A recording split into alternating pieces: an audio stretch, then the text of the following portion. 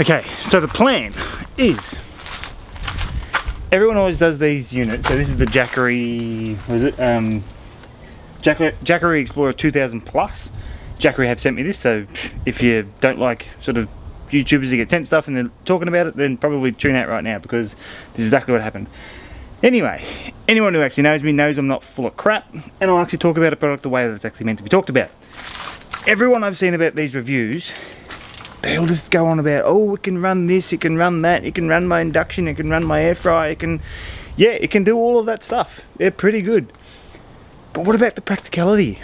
Can you go away for a weekend, use this thing solely for fridge, induction, boiling water, kettle, toaster, all the stuff that a lot of other people are using these days in their camping setup? And obviously if you don't use that stuff, this is going to be more than enough, I can guarantee it already. But can you use this for a full electric setup while camping? That's what I want to test this weekend. So I'm going camping now up to the Murray, just going to basically try and have a chill weekend because more work has been crazy. And I want to see if this thing is capable of surviving. So, it's on. Let's turn some power on. Fire up the fridge, and the fridge isn't cold already, so this is cooling the fridge down from the get-go. Yes, it's only a small fridge, but it's a king fridge, so it uses a fair bit of power. It uses around about 4.5 to 5 amps, which is average for most fridges these days. So we'll turn the fridge on, and I'm going to set that to 4 degrees, because that's an average fridge. And we should see this start to fire up as soon as that turns on, I reckon. Gonna make a liar out of me. Alright, well eventually that's gonna fire on. Anyway, so that's the plan. Test all that out. And hopefully let's have a good weekend as well.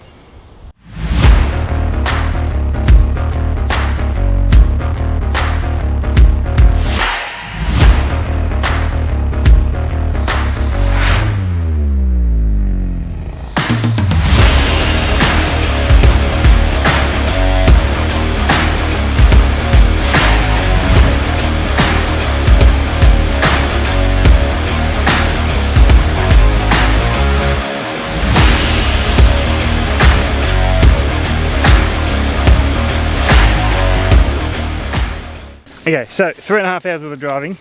Didn't actually plug the unit in to the 12 volt, which most people would have it plugged into their car while they're driving. So at least putting like about 100 watts in. Currently sitting at 94%. So from home to here, that's I think I plugged it in about 9 o'clock this morning, and it's now 6:15. So what's that? I don't know, 8 hours, 9 hours, something like that. Pretty good. 6% in most of a day running a fridge.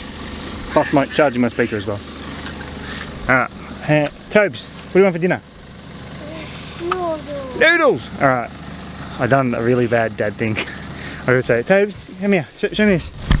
Show me speak. So he may have 2 left shoes on and different size because I just happened to grab the wrong Crocs. Dad moment right there. But he doesn't care, so we're good. We're winning. Alright. We'll do some noodles, so we'll use the induction on this now and boil up some water, and then I'm going to cook myself some dinner as well. So I'm thinking of doing burgers tonight. Alright, get into it.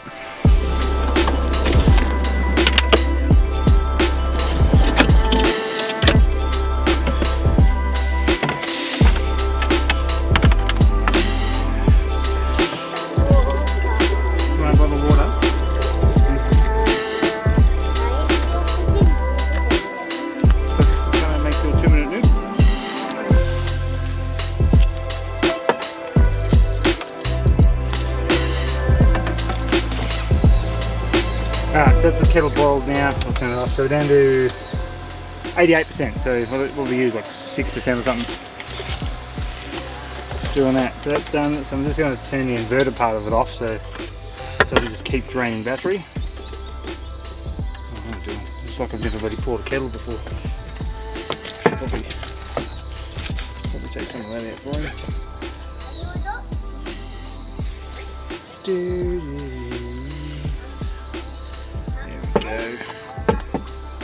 Thank you for that. throwing it across my dinner so that can go on there as well. So the other advantage to having like a timber top to work on. So it doesn't matter. This it's pretty hot. It doesn't hurt the timber. Love it. Alright, I'll leave that out because I'm going to cook mine soon after I've given Toby some. It's bloody hot here. It's like 28 degrees or something. Alright, so meal 2. So now it's my dinner time. Toby has snacked on his noodles because he's a 3.5-year-old and he doesn't like to eat dinner. Oh, kid's going to be into me, I swear to God. I have, I'm probably going to regret this tomorrow, hot and spicy habanero chili burgers. I am going to regret that decision tomorrow, I'm sure of it. But, gotta only live once. So, they're mostly the process. So I'm going to cook them really slow, which means I'm going to actually use probably a little bit more power because I'm going to do this a bit slower because a little tiny bit frozen in the middle still. I'm going to bump that right down to like 600 watts, so it's just ticking across. While it's doing that, I'll get everything else ready. And we'll see what it's like at the end. So we're starting at 87% for this meal.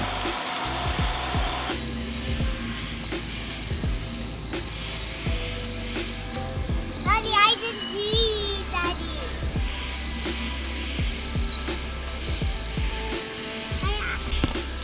Oi, what are you doing? Go to sleep, you little bugger. You're a poo-poo fly. Oh, really? Go to sleep. That's nice.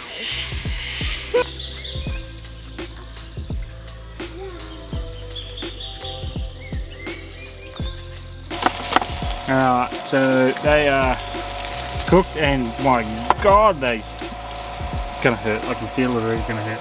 We're down to 79%, so I've used about 20% today on day one because after this is pretty much it for the thing. It's only gonna run the fridge overnight. So I'm hoping in the morning it's down to, worst case scenario, 70%. See how we go. I'm genuinely scared of these burgers. I think I've made bad life choices today. Alright, let's give it a go.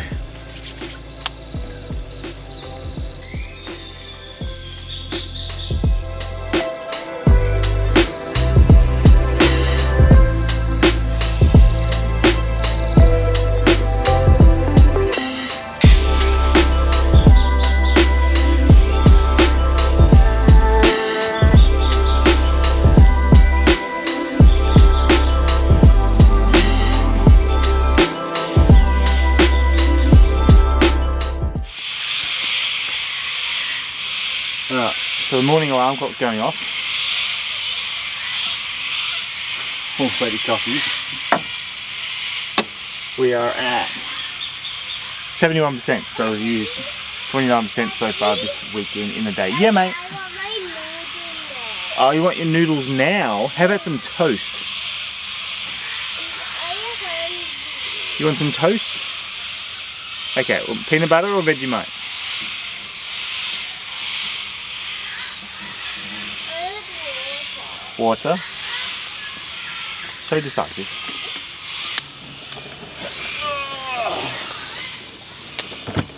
Who doesn't bring coffee with a full coffee machine camping? Come on. Alright, so I understand this is out of the ordinary. I'm probably going to use a whole lot more power than what most people would. But, you know what? It's something I want. Alright. I'll make sure we're full of water. Turn her on. Coffee time!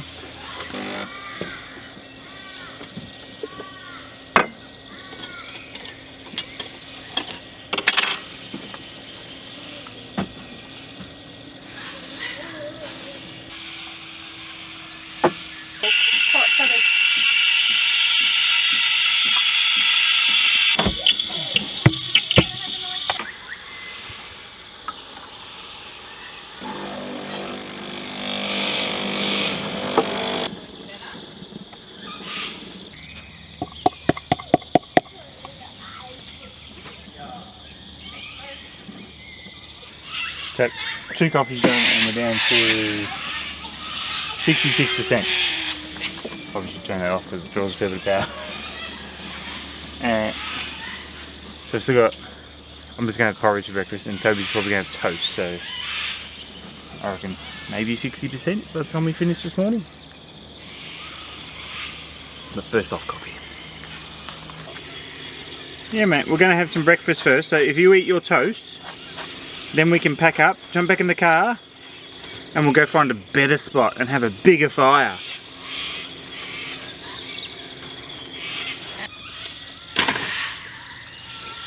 Oh, burnt toast. Alright, so that is toast for Toby, muffin for me, and we're down to 61%. That's pretty good considering how much power I'm using. But what we're going to be doing today though is I'm going to drive for a bit, and obviously these come with a cigarette lighter for 12 volt charging in your car. It's only 100 watts. I haven't been plugging it in here because this is constant power, so it would be charging the whole time. So when we start driving, I'm going to plug it in to simulate as if someone else would have it. So you've got it plugged in your cigarette lighter in your car. When you turn the car on, cigarette lighter comes live, starts charging the unit. So when we start driving, I'm going to plug it in, and then it'll charge it up a little bit during the day. So I'm trying to be as fair as I can to the unit itself. I've only really got one more night to go, so far, having said that, I've got to do lunch and dinner and breakfast still. So we'll see how that goes. Alright, so we've been driving pretty much non-stop now since about 8 o'clock this morning. It's now about 1:30. Unit's been plugged in all day, so I'll unplug that now. And we're currently sitting at 83%, so in, what's that, 5 hours of driving or something, it's gone up 23%, something like that, 20-something percent. So we're back up to 83, which gives us plenty of power for tonight and for tomorrow morning as well. But well, we've got more cooking to do tonight, so we'll give this a bash tonight, see how it goes. And then I've got some other cool stuff that this thing comes with and stuff, which I'll go back to in the studio soon. But we'll finish off what we're doing here, then I'll go back to the studio and talk to some of the details. Alright, so duty's on today. Mind you, my inductions make a hell of a random noise, so I've got to watch out for that one. Toby wants more noodles, so first job of this afternoon is to boil more water. So we're already down to 81%, so already used the percent just by putting water on so far. But having said that, it just started steaming, so I reckon it's really boiled already. Just went down 80%, so 2% to boil water to make 2-minute noodles. Right, yeah, so just got home, and so we ended up doing dinner last night, brekkie this morning, and coffees, so sort of the normal routine what we're doing. I haven't actually charged this on the way home, and we're currently sitting at 43%, so it's been running the fridge that whole time as well. So that's actually pretty good, considering that was 2 full days, and I haven't charged it all day today so far. I didn't plug it in on the way home to sort of top it up as we're driving. I reckon you could quite easily get 3 days out of this easily. 4 or 5 if you've got decent solar and you're recharging it as you go. That's going to be the big defining difference between how long it lasts you.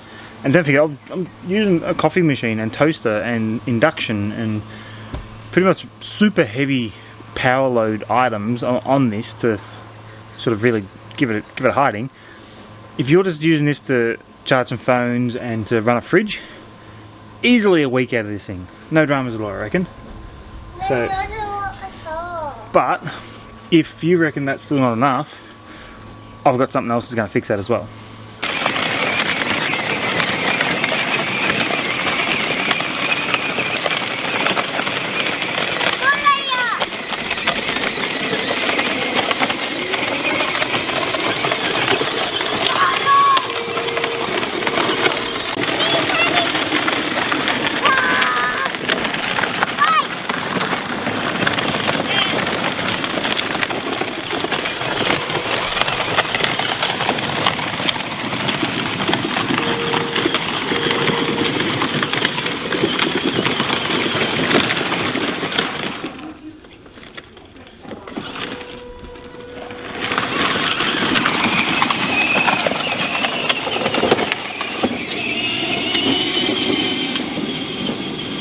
So been back now for a couple of days, and it is hot the last couple of days. Oh, just bloody Melbourne. So you would have seen how the unit went while we were away. Flawless, great. I think for if you're just running a fridge and a couple of other things, it's going to be amazing. Even with it running full induction and everything else, it still survived that 3-day trip quite fine. But what if you've got more? What if you've got a longer stay? What if you can't charge it while we're away? What if you want to run it in a caravan? What if you want to run an aircon in a caravan? Use it as a completely separate battery backup system to your caravan, as opposed to taking a generator. This is where it kind of differs a little bit. There are others on the market that do something similar, but I think these guys have refined it really nicely. So, we've got the main unit. What else have we got? So these can come with a completely separate battery to the entire thing, doubling your capacity overall. So it goes from 2,000 watts to 4,000 watt hours of usage. And obviously you can see, it's half the size of the original because this doesn't have the inverter or battery charger or anything else inside it. This is purely some batteries that you hook up with big girthy boy here. I'm feeling very intimidated right now. So essentially this links to the battery and the main unit together, doubling your capacity overall. So what this could be used for is if you've got extended stay, say you're away for a week, haven't got solar, don't take solar, blah, blah, blah, not enough solar around. Obviously some days, especially in Melbourne, it's cloudy, you're not gonna get solar charging. So this could be useful for that. Also when you start using really high capacity stuff, caravan air conditionings and stuff like that, that's where this is gonna come into it. But do you reckon it can even run a caravan aircon? Because it's like they suck a fair bit of juice.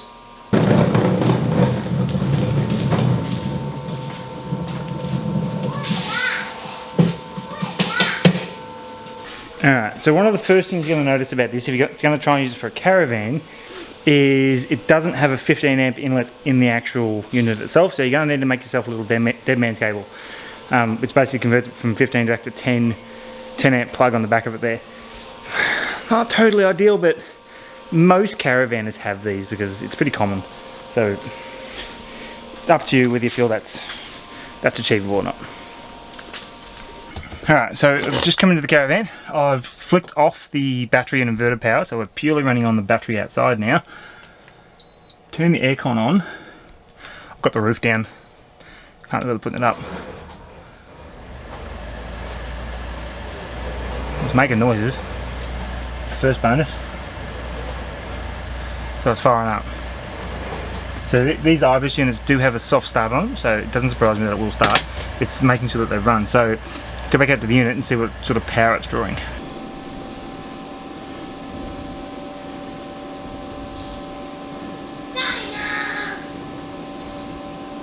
Alright, so we can see that the unit's starting to wind up. So we're sitting at just over 1,000 watts now.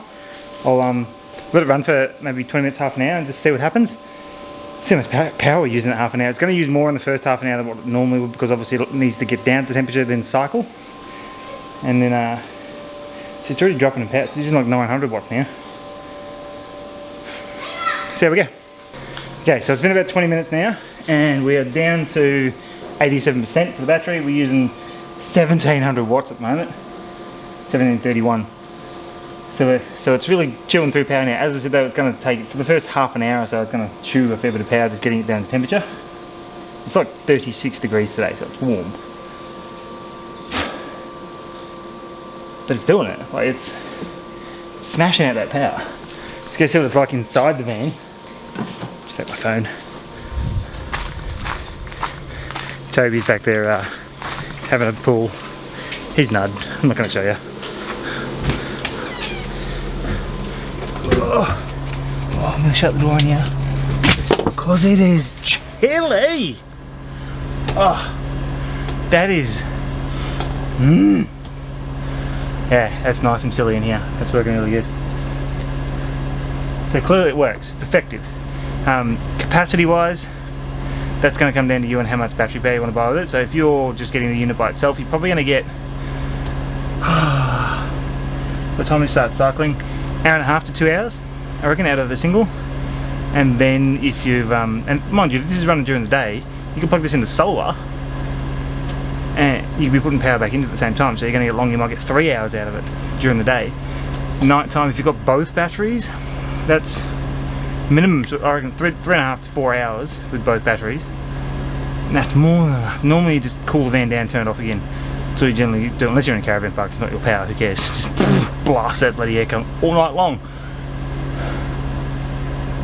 That's cool that it works. Don't forget, so essentially that's the same amount of battery power that I've got in the van. I've got 400 amps of lithium in the van, which runs the aircon for about 5 hours. I'll do a capacity test soon, which is coming up.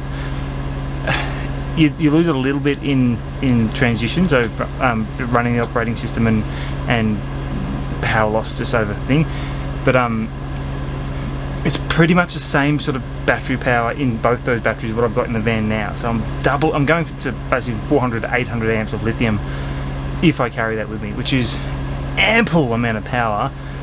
And the advantage is to this, instead of running a generator, which I've got in the van as well, which now I've got this, I'm probably not going to take the generator.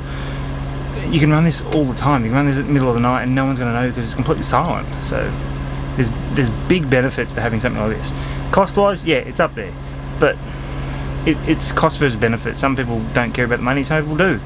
That's a decision for you guys to make, not for me. I kind of don't want to leave because it's nice and cool in here. Alright, let's go charge it back up and we'll do that battery capacity test again. I've done it once before. I didn't film it. I want to do it again on camera now, and that way I can show you sort of how much power you're getting out of these things. But the problem is it takes like 4 days to do. Alright, let's go do it. Back in charging this bad boy up now. Just want to show you input charging. So this is the maximum capacity as well. So that's currently charging at 1750 watts per hour. So that's going to charge this unit in about 40 minutes from where it is. From about 80% up to 100%, about 40 minutes overall.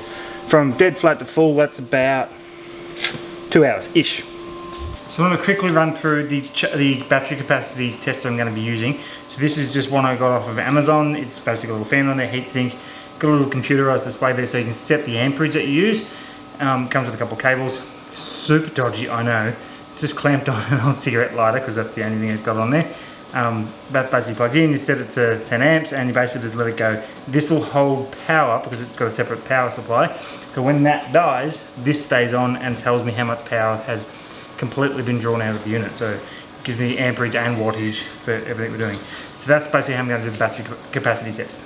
Okay, so that's the battery capacity test done, and overall between both batteries plugged in together, it had 3,504 watt hours. So according to this is meant to be 2042 and this is meant to be 2000. So it should be 4,020, what was it, 4,042. Why did we only get 3,500 when it should be 4,000? That's what I was saying before about there's a little bit of loss in the system overall. So obviously there's a battery management system that basically runs everything there. You get heat transition losses and all this between going from a certain voltage to a certain voltage. So if you're, I think these are a 48 volt battery, happy to be corrected, haven't looked it up, fairly sure that's what they are though. Say you're sitting at 48 volts and you want to go up to 240, there's a loss between 48 and 240. Or if you want to go down to 12 volt, 48 down to 12 volt, there's a loss between there as well. So there's always going to be certain losses from up and down in battery voltages and whatnot. Overall, 3,800 watt hours, that's a lot of power. That's almost the equivalent of 400 amps of lithium overall. All up, that was, well, I lie, sorry, 300 amps, not 400. That's 282 amps of lithium between the two. So if you halve that, you're looking at, what's that, it's about 140 amp hour battery overall, just in the one alone. But that comes with a 3,000 watt inverter, comes with the MPPT solar charger, comes with all the inputs you need for everything there. So you can plug this into your car through a cigarette lighter at 12 volt.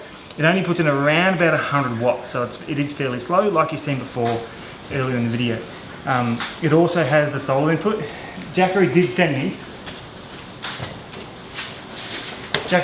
their 100 watt solar panel as well, which is, I must say, an amazing bit of kit. It's actually really, really good, but undersized overall. I think this should have been a 200 watt panel, not a 100 watt panel. 100 watts is just keeping up with stuff. 200 is what you need to sort of start putting stuff back in. So, benefits of the unit overall, I'm summarizing here, so we're wrapping up. Stick with me for a few more minutes. I think it is a great unit overall. Heaps of grunt in there, great layout in the board between all the 240 points and the USB-C and USB 2. Cigarette lighter there, and everything's easy to read on the display. Well, I think I've turned it off, but the display is super easy to read for brightness and whatnot. Super well laid out. So battery percentage, how much out, how much in. What else do you really need? It's all there. When this one's plugged in, it all links up with battery voltage as well. So it all sort of goes down together, which is really nice. So there's some of the really good parts. Obviously, you would have seen the handle before as well. It's kind of cool for moving stuff around. They're the good parts. Some of the negative parts. So I met Jackery at the Melbourne 4x4 show. Shout out if you came and said hi to me at the Melbourne 4x4 show earlier this year. Cool to see you. Nice to meet you. Awesome. The guys came across to me, had a bit of a chat, said, look, what do you reckon? What do you reckon do we need to do with these things to make them good? One of the suggestions that I made to them, which sadly hasn't made it across just yet, was it needs an Anderson plug input-output. Whether that be integrated through a cable or integrated into the unit, it needs something like that. It needs some way of doing a 12-volt fast charge system. So if you already have a DC to DC in your car, or DC to DC in your car, you can plug from an Anderson plug from that to this, and you could be charging this at 40 amps instead of 10 amps. 40 amps input to one of these would be a lot more viable for charging in a car, as opposed to just the 10 amps of a cigarette lighter plug. So I think that's a bit of a miss on their part. I think it needed that Anderson plug connection. Also an Anderson plug going out, because so many appliances, it has, even 12-volt fridges, an Anderson plug connection is a lot more secure than a cigarette lighter plug. So I think integrating some sort of Anderson plug connection in there is a must for future iterations of this. It's not a deal breaker. It still works. You can do a cable basically from a cigarette to an Anderson plug, so you can still sort of plug Anderson plug things into it through the cigarette lighter connection. Everything will still work. Other big negative is going to be the price. They're not cheap. Like, you're talking nearly $4 grand, $300 grand just for this, and another $2,000 for this. So $6 grand almost. If I'm wrong with that, I'll chuck it down here exactly what it is. But top of my head, I'm fairly sure that's what we're talking. It's a lot. Having said that, I reckon it's still cheaper just buying the unit. It's cheaper than buying a lithium, buying a decent inverter, buying a decent DC to DC, and all the rest of it. So it still probably works out about the same or slightly cheaper buying this versus buying everything separately, and then including the installation cost if you're paying someone else to do it. I'll caveat it with that. Other negatives.